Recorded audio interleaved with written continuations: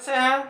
तो आज मैं आप लोगों को इलेक्ट्रोस्टैटिक्स का दूसरा वीडियो देने जा रहा हूं। पहला वीडियो मैंने आप लोगों को दे चुका है और उस वीडियो में मैंने चार्ज के बारे में डिस्कशन किया, चार्ज के एसआई यूनिट के बारे में डिस्कशन किया, इलेक्ट्रॉन पर चार्ज कितना, प्रोटॉन पर चार्ज कितना, मैंने उन सब चीज़ों पर डिस्कशन किया। अगर जो उसमें आप लोगों को कहीं पर कोई प्रॉब्लम है तो आप हमारे कमेंट बॉक्स में कमेंट करें ताकि आपके जो प्रॉब्लम है उसको दूर किया जाए। तो आज हम लोग दूसरा वीडियो देखते हैं इलेक्ट्रोस्टैटिक्स का, जो कि है विशिष्ट आवेश। विशिष्ट आवेश मतलब स्पेसिफिक चार्ज। ठीक है, तो स्पेसिफिक चार्ज है क्या, सबसे पहले हमको ये चीज समझना है। स्पेसिफिक चार्ज जो है मतलब विशिष्ट आवेश जो है, यह कहते किसको हैं। विशिष्ट आवेश जो है किसी पदार्थ के प्रति इकाई द्रव्यमान पर आवेश की मात्रा को हम लोग क्या बोलेंगे, विशिष्ट आवेश। विशिष्ट आवेश जो है वह किसे कहते हैं, मैंने आप लोगों को बता दिया। अगर नहीं है समझ में आया तो फिर से मैं उनको बताता हूँ आप लोगों को कि किसी भी पदार्थ के प्रति इकाई द्रव्यमान पर आवेश की मात्रा मतलब उस पर जो आवेश है वही क्या कहलाता है, विशिष्ट आवेश या स्पेसिफिक चार्ज। ठीक है, चलिए आज हम लोग उसका एग्जाम्पल देखते हैं। एक एग्जाम्पल या नहीं, दो एग्जाम्पल देखते हैं। तो इलेक्ट्रॉन पर जो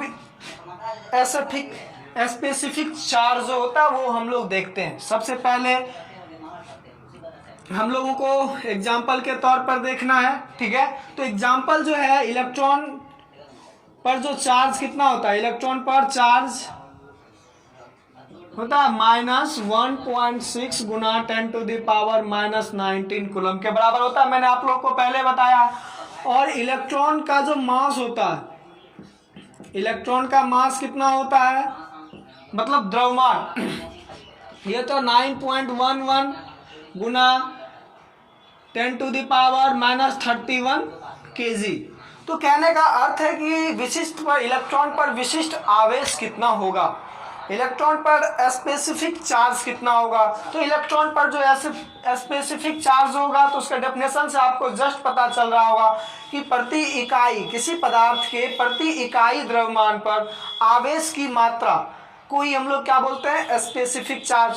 तो इसको हम लोग देखते हैं इलेक्ट्रॉन पर स्पेसिफिक चार्ज कितना होता है। ये होगा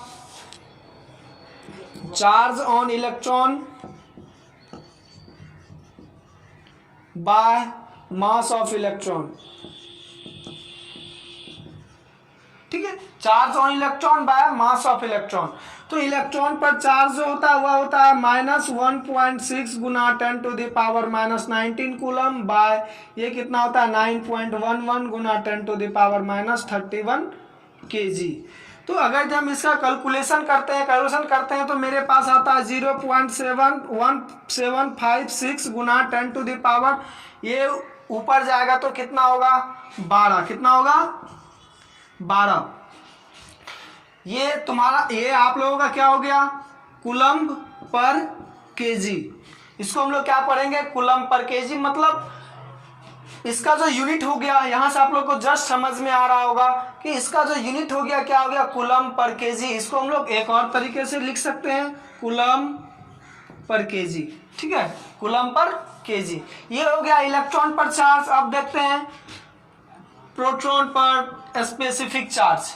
अब सबसे पहले हमको जानना है प्रोटॉन पर चार्ज कितना होता है। प्रोटॉन पर चार्ज होता है 1.6 गुना 10⁻⁻19 कूलम और इसका मास जो होता है 9.11 गुना 1.67 गुना 10⁻⁻27 kg होता है। क्या होता है, -27 kg। तो इसका स्पेसिफिक चार्ज हो जाएगा charge on proton by mass of proton. तो चार्ज कितना होता है, चार्ज जो होता है प्रोटॉन का होता है 1.6 गुना 10⁻⁻19 कूलम बाय मास क्या होता है 1.7 गुना 10⁻⁻27 kg। तो अगर हम इसका कैलकुलेशन देखते हैं तो ये आएगा 0.95686 ठीक है, 0.9586 गुना 10⁻⁻, नहीं ये ऊपर जाएगा, इसका कैलकुलेशन करेंगे तो ये हो जाएगा 8। ये कूलम पर केजी, इसको हम लोग ऐसे भी लिख सकते हैं, कूलम पर केजी। क्या लिख सकते हैं? कूलम पर केजी भी लिख सकते हैं। तो ये क्या है?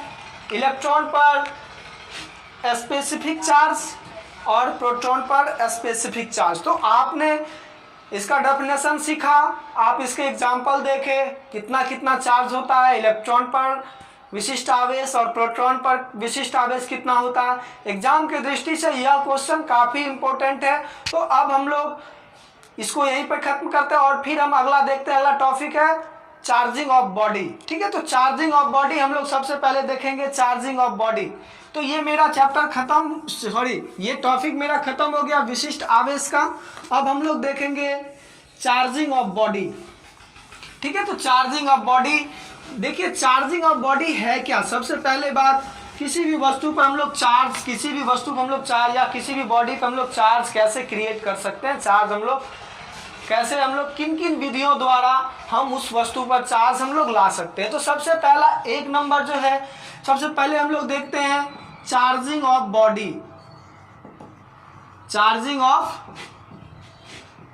बॉडीज, ठीक है, वस्तुओं का आवेशन। इसका हिंदी अगर यदि देखें तो क्या होता है? वस्तुओं का आवेशन। ठीक है, तो देखिए वस्तुओं का आवेशन क्या है। हम किसी वस्तु से दूसरे वस्तु को आवेशित हम लोग कैसे करें, इनके बारे में आज हम लोग जानेंगे इस टॉपिक में। तो इसमें जो है किसी भी वस्तु को, किसी भी बॉडीज को अगर हमको आवेशित करें, इसके लिए कितने विधियां हैं? 3 विधियां, 3 विधि है इसके लिए। तो पहला जो विधि है उसको हम लोग बोलेंगे घर्षण। क्या बोलेंगे? घर्षण विधि। इसको अगर यदि हम लोग देखें, इंग्लिश नाम इसका फ्रैक्शन, फ्रैक्शन मेथड। ठीक है, दूसरा जो है चालन विधि है। क्या है? चालन विधि है, इसको बोलते हैं कंडेंसन, कंडेंसन मेथड। ठीक है, और तीसरा जो है इंडक्शन मेथड होता है। क्या होता है? Induction method. इंडक्शन मेथड, इसको हम लोग बोलेंगे प्रेरण विधि। क्या बोलेंगे? प्रेरण विधि। अब देखिए घर्षण विधि और चालन विधि में क्या करना पड़ता है? हमको कनेक्ट करना पड़ता है, दोनों वस्तुओं को एक दूसरे के संपर्क में रहना पड़ता है, मतलब एक दूसरे से कनेक्ट रहते हैं। ये दोनों क्या कर लगे रहते हैं? संपर्क में रहते हैं, संपर्क में रहते हैं। ठीक है, और ये जो है यह दिखता नहीं है, ये संपर्क में नहीं रहता, फिर भी हम इस पे चार्ज, जैसे भूत दिखता नहीं है फिर भी रहता है ना आप लोग। ठीक है, तो इंडक्शन मेथड में वस्तु संपर्क में नहीं रहते हैं और इन दोनों में वस्तु संपर्क में रहते हैं। सबसे पहला हम लोगों को अब है जो, सबसे पहला हम डिस्कशन करते हैं घर्षण विधि पर। ठीक है, फ्रैक्शन मेथड पर हम लोग सबसे पहला डिस्कशन करते हैं। तो पहला डिस्कशन जो घर्षण मेथड है, घर्षण मेथड हम लोग बोलेंगे। ठीक है, तो उसमें करते क्या है? एक आवेशित वस्तु को ले लेते हैं, मतलब जो चार्ज बॉडी रहता है, और एक अनचार्ज बॉडी को ले लेते हैं। एक चार्ज बॉडी को अनचार्ज बॉडी से जब हम लोग रफ करते हैं, मतलब रगड़ते हैं, तो एक का जो इलेक्ट्रॉन है दूसरे पे चले जाता है। ठीक है, जब दूसरे पे जाता है तो प्रथम वाले पर कौन सा चार्ज हो जाएगा? क्योंकि इसका इलेक्ट्रॉन निकल के गया है, तो प्रथम वाले पर कौन सा चार्ज? पॉजिटिव चार्ज, और सेकेंड वाले पर नेगेटिव चार्ज। लेकिन देखिए ज़्यादा अंतर होता नहीं है, इसीलिए दोनों का परिमाण लगभग समान होता है, लेकिन उसकी प्रकृति भिन्न भिन्न होती है। एक पर पॉजिटिव चार्ज और एक पर नेगेटिव चार्ज आ जाता है। ठीक है, तो इसको हम लोग बोलेंगे घर्षण विधि। इसमें जो है इलेक्ट्रॉन पर, जिसमें इलेक्ट्रॉन जाएगा वो नेगेटिव चार्ज हो जाएगा, जिससे इलेक्ट्रॉन निकल के जाएगा वो पॉजिटिव चार्ज हो जाएगा। समझ में आया बच्चों?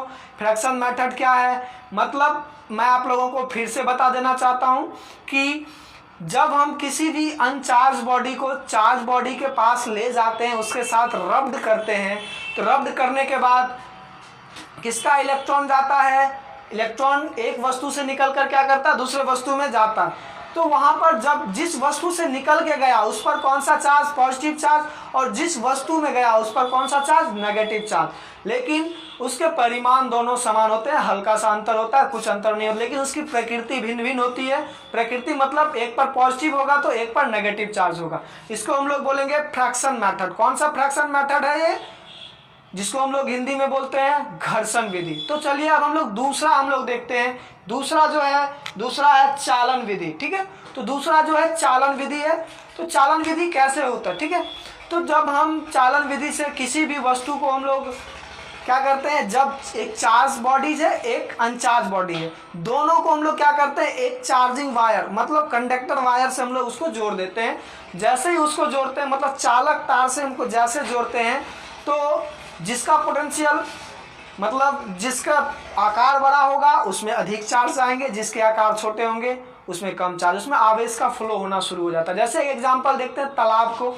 दो तालाब ले लेते हैं, एक तालाब में पानी पूरा भरा हुआ, एक तालाब में पानी नहीं है, और हम उसमें एक पाइप लगा देते हैं। जैसे हम उस पर पाइप लगाते हैं तो पानी का फ्लो होना शुरू हो जाता है, जिस तालाब में पानी नहीं है उस और फ्लो होना शुरू हो जाता है। जैसे वो फ्लो शुरू होता है वह तब तक होता है जब तक कि उसके आकार के बराबर उसकी लेयर समान ना हो जाए, उसके आकार के अनुरूप उसका लेयर समान ना हो जाए। मतलब उसका आकार जो है, साइज जो है जितना बड़ा है और इसका साइज उसी के सापेक्ष में वो पानी दोनों में आता है। उसी प्रकार सेम कंडीशन इसमें होता है। लेकिन इसमें कहने का अर्थ है किसी भी चार्ज बॉडी से अनचार्ज बॉडी पर टोटल चार्ज को आदान प्रदान नहीं किया जा सकता है।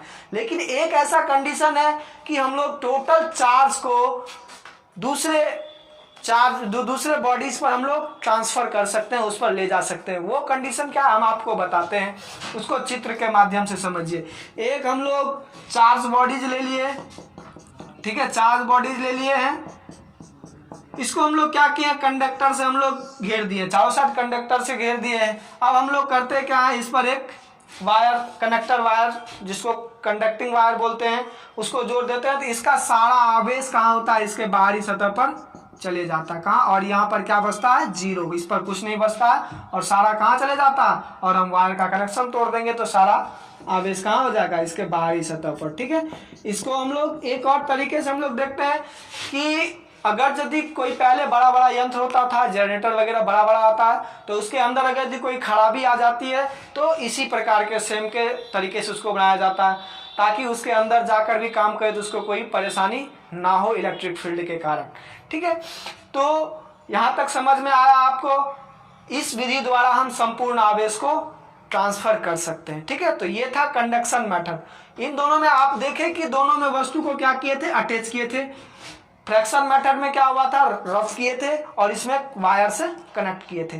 ठीक है, तो आज हम लोग ये देखें दोनों विधि, और हम देखते हैं इंडक्शन मेथड। क्या है ये, इंडक्शन मेथड है। अब देखिए इंडक्शन मेथड में कुछ नहीं होता। इंडक्शन मेथड होता क्या है, सबसे पहले हमको ये समझना है। इंडक्शन मेथड में वस्तु एक दूसरे के संपर्क में या नहीं लाते हैं। ठीक है, मतलब एक दूसरे से सटा के नहीं रखते हैं, उसको अलग रख के भी हम उस पर चार्ज हम लोग रख सकते हैं। ठीक है, तो हम लोग उसको देखते हैं सबसे पहले। तो उसके पहले हम लोग देखते हैं अब कौन सा है, इंडक्शन मेथड। इंडक्शन मेथड में देखिए सबसे पहले एक अनचार्ज बॉडी को ले लिए, इस पर Q क्या है, 0। ठीक है, इस पर Q कितना है, 0। और एक हम लोग चार्ज बॉडीज इसके बगल में ले लिए, जिस पर कौन सा चार्ज है, पॉजिटिव चार्ज है। अब हम लोग को जानना है कि इस बॉडीज में नेगेटिव चार्ज है, पॉजिटिव चार्ज है या नहीं है, आपको ये बताना है। हम आपको पहले ही बता दिए थे, कोई भी वस्तु एटम से मिलके बना होता है।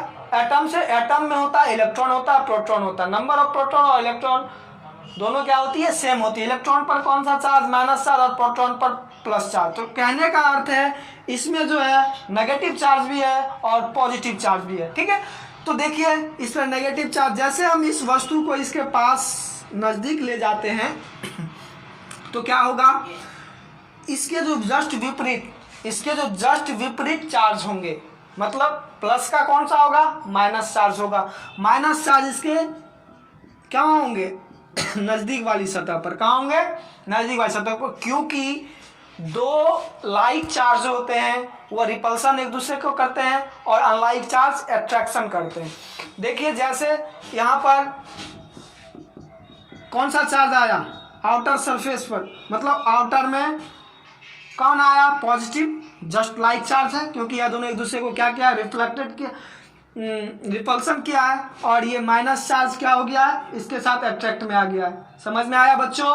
तो यहाँ पर देखिए, अब देखिए ये चार्ज कौन सा चार्ज कहलाएगा, ये चार्ज मेरा कहलाएगा बॉन्ड चार्ज। क्या कहलाएगा? Bond charge. क्या कहलाएगा? बॉन्ड चार्ज, जिसको हम लोग बंद आवेश भी बोलते हैं। क्या बोलते हैं? बंद आवेश। और ये चार्ज जो है ये मेरा हो जाएगा कौन सा चार्ज? Free charge. क्या होगा? फ्री चार्ज, जिसको हम लोग बोलेंगे मुक्त आवेश। क्या बोलेंगे? मुक्त आवेश। ठीक है, तो समझ में आ रहा है यहाँ तक आपको मुक्त आवेश और बंद आवेश क्या है। अब हम लोग थोड़ा सा और देखते हैं कि हम इसको क्या करते हैं, अर्थ कर देते हैं। क्या करते हैं? अर्थ कर देते हैं। जैसे हम इसको अर्थ करेंगे तो सारा ये जो है ये कहाँ चले आएगा? अर्थ में चले आएगा। और इसको हम जैसे हटाएंगे तो इस पर कौन सा चार्ज आ जाएगा? माइनस चार्ज आ जाएगा। इस तरह से हम दूसरे पर अनचार्ज बॉडी पर भी हम चार्ज कर सकते हैं बिना संपर्क किए। ठीक है, तो ये इंडक्शन मेथड था। इंडक्शन मेथड में जो होता है चार्ज जो होता है ये क्या होगा? जस्ट अपोजिट चार्ज होगा, just not like charge, just opposite charge होगा। ठीक है, इस मेथड से हम लोग किसी भी बॉडीज पर चार्ज उत्पन्न कर सकते हैं। तो आज हम लोग यहीं तक देखते हैं। तो अगले क्लास में जो होगा ये होगा प्रॉपर्टीज ऑफ चार्ज। अगले क्लास का जो आप लोगों को वीडियो मिलेगा वो होगा प्रॉपर्टीज ऑफ चार्ज पर डिपेंड करेगा, वो प्रॉपर्टीज ऑफ चार्ज होगा। तो आज हम लोग यहीं तक देखते हैं। लेकिन उससे पहले मैं आपको बताना चाहता हूं कि अगर यदि आप लोगों को हमारी टीम की वीडियो पसंद आ रही है तो आप उसको ऐसा करें कि बिना कुछ सोचे आप उसको शेयर करें ताकि ज़रूरतमंद बच्चों तक पहुंच जाए। अगर यदि आप लोगों को अच्छी नहीं लगती है तो क्या अच्छी नहीं लगती है इसके बारे में हमें कमेंट बॉक्स में कमेंट करें ताकि हम उसमें और ज़्यादा इम्प्रूव करें। ठीक है, तो इन्हीं के साथ मैं आज का क्लास ख़त्म करता हूँ। जय हिंद, जय भारत।